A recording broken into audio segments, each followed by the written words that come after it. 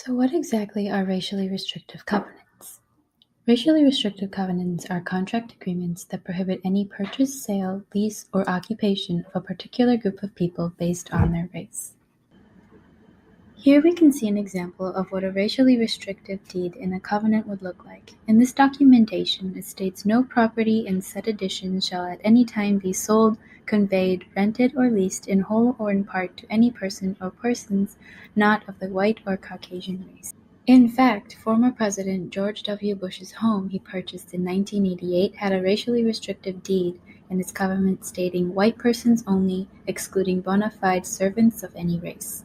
There was a lot of backlash on this in the media because some people suggested that the president must expunge the deeds from the documents.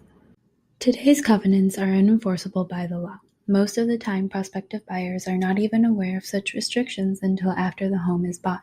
Sometimes lawyers might not even mention the restrictive deeds since they have no legal effect for the homeowner. It is possible to expunge racially restrictive deed covenants from legal documents, but the trouble and expenses are too high, and it is ultimately economically inefficient to do so. The widespread use of racially restrictive covenants followed the Great Migration of African Americans from the South to the North in the 1920s. Racial segregation took two forms, de facto and de jure. As you can see from this map, de facto segregation was most prevalent in the North, and de jure was most prevalent in the South.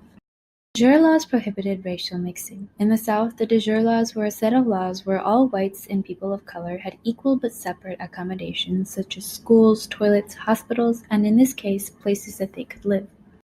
These rules that were implemented really became the backbone to the societal norm of no mixing of races that people quickly began to follow for the relationship of blacks and whites. These laws were also known as the Jim Crow laws. In the North, de facto laws were not enforced by the government, but were often adopted by local businesses in which they were able to deny certain services to people of color. This type of segregation was most prevalently seen in housing, and this led to things like schools being primarily made up of either affluent whites or poor minorities.